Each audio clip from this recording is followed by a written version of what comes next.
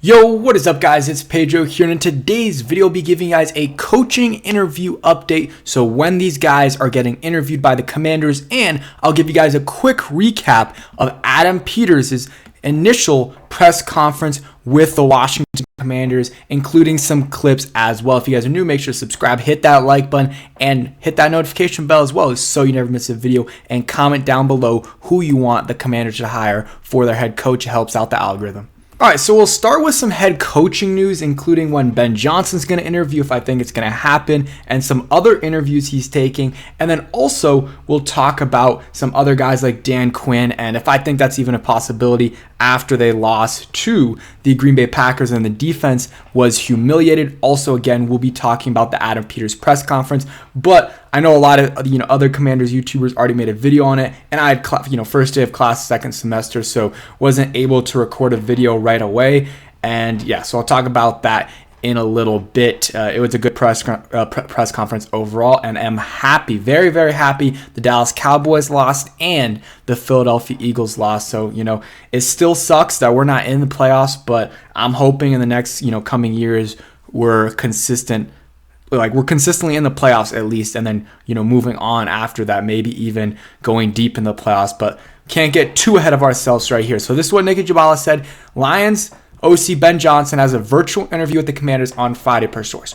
Not a huge deal. We already requested to interview him, and I guess I'm assuming he accepted it. These guys don't really decline. There's not a lot of coaches that decline head coaching interview requests, but it's going to be virtual. It's going to be on Friday, and I think the earliest they can hire a guy is the 22nd, which is, I guess, like a week from Monday, from yesterday. So next Monday is when they could hire someone, but they can't, do in-person, interviews yet with Ben Johnson. So they're going to have to wait a little bit to do in-person interviews with these guys until I believe the 22nd, and then they'll be able to do that. And then at least with the guys that are still in it, I'm not sure the rules for the other people, but at least for the guys that are still in it, they can only interview starting on the 22nd. So they'll do that. And then after that, they'll be able to come to a decision. And I'm not sure with the guys that are still in the playoffs, if after the 22nd, they're still able to get hired. I'm not completely sure, but the Seahawks also requested an interview for Ben Johnson. I think the Chargers already did. The Panthers have as well. A lot of different teams are going to want him and request for him. Probably every team except for obviously the Patriots didn't.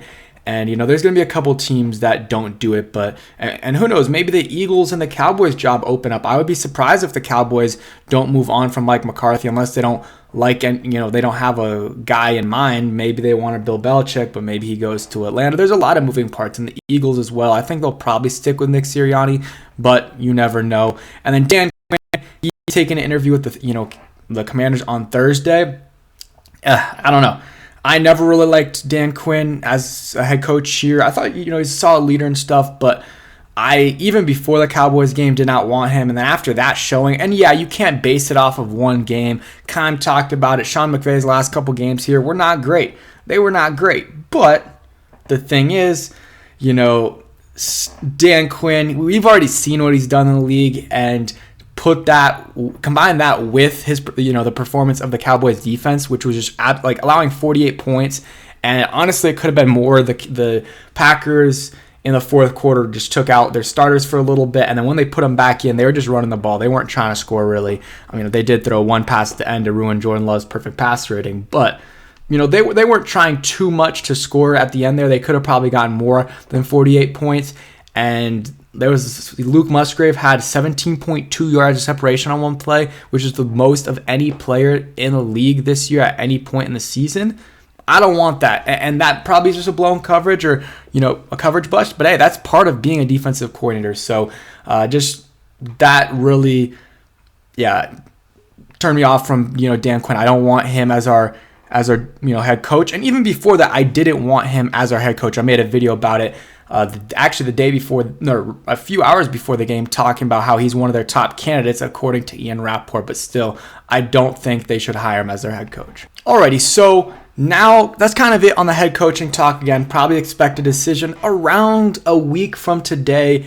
maybe a little bit more is when we'll get official word. Probably, I would say by the end of next week is when we get a new head coach. And sorry, I forgot to say this earlier. If there's a mess in the background, I'm not sure if the camera will pick it up, but still unpacking, coming back to college. So it is what it is. But moving on to the press conference overall, I didn't think it was like that crazy. Again, I liked what I heard from Adam Peters. Seems like a really nice guy, and obviously you want more more than that. You don't want just a nice guy, but that's a starting point with him. Seems like a genuine nice guy, family guy. Had his 2 daughters there, his wife there, and I'm sure they'll like the DMV area. Probably will be living in, I don't know, probably Northern Virginia, but really liked him as a person from what we could see. It wasn't a lot, but whatever it was, 15-ish, 20 minutes.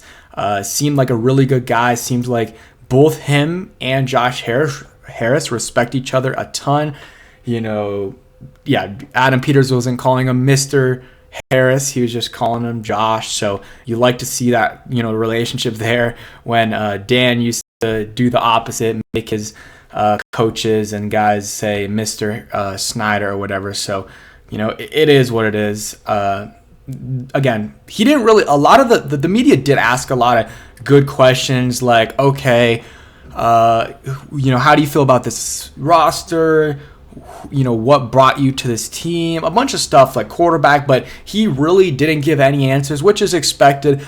A lot of the media was talking about this. I wish they would have asked him about Mayhew and stuff. I don't know, maybe that's a little not great, but I think it's a question that should be asked. And, I think, Peters would have given a somewhat answer maybe about Mayhew, or maybe if you phrased it right in a nice way, talking about how they, their time was in San Francisco, and be like, do you see this continuing here in Washington? And obviously he's probably just going to say, we're just going to be evaluating everyone here in the building.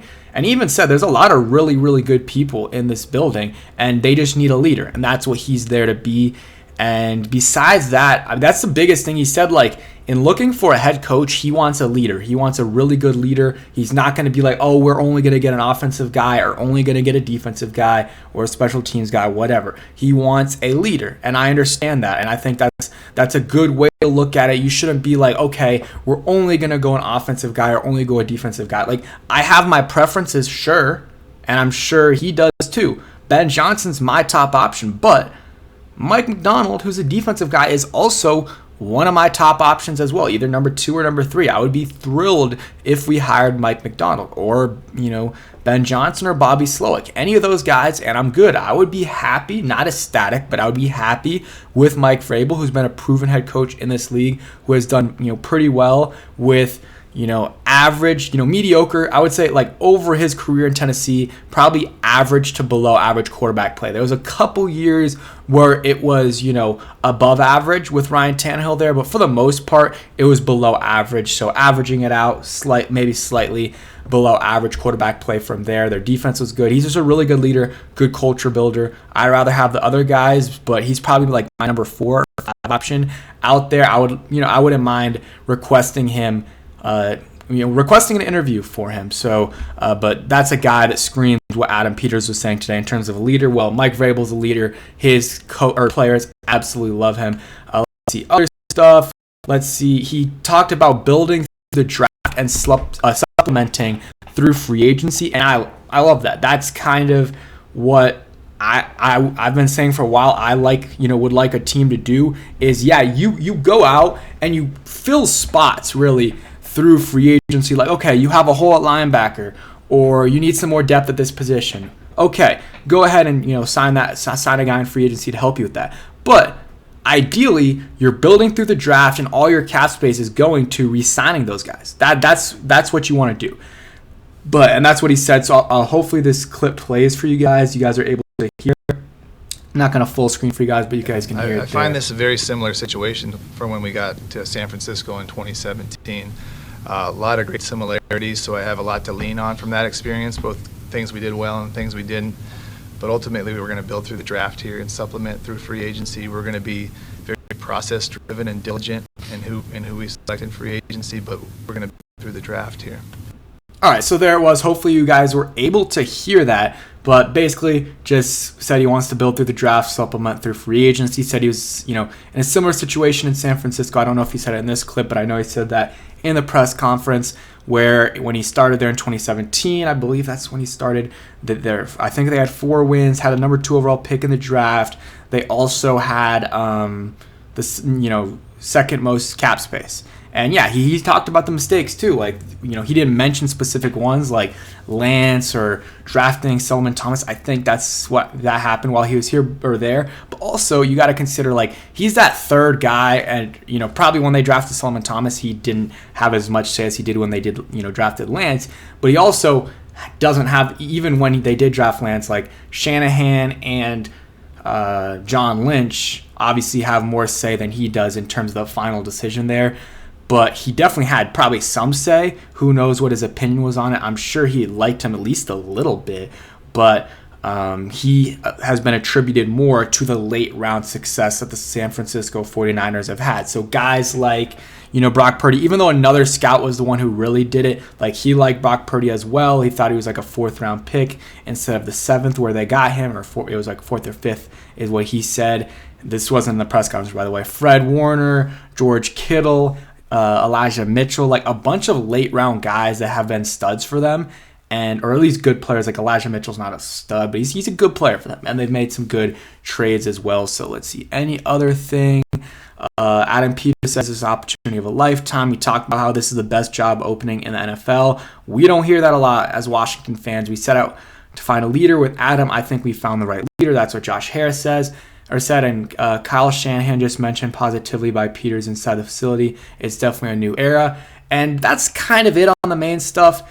And the reality is, this really it's just a formality and kind of a celebration. Okay, we hired Adam Peters, but now let's see what happens, how he builds a team. And he didn't really put a timetable. He said, yeah, it's going to take some time in terms of the actual results, but you're going to see a difference in the roster and how they play right away, how they're going to play with heart and stuff. So I like to hear that. But again, at the end of the day, it just comes down to the decisions he makes, the people he brings in, and the quarterback he takes at 2-1 or maybe later, if he does take a quarterback. But I'm assuming he does take a quarterback. So that's it for today's video. Hope you guys did enjoy. If you did, hit that like button, subscribe if you guys are new, and peace.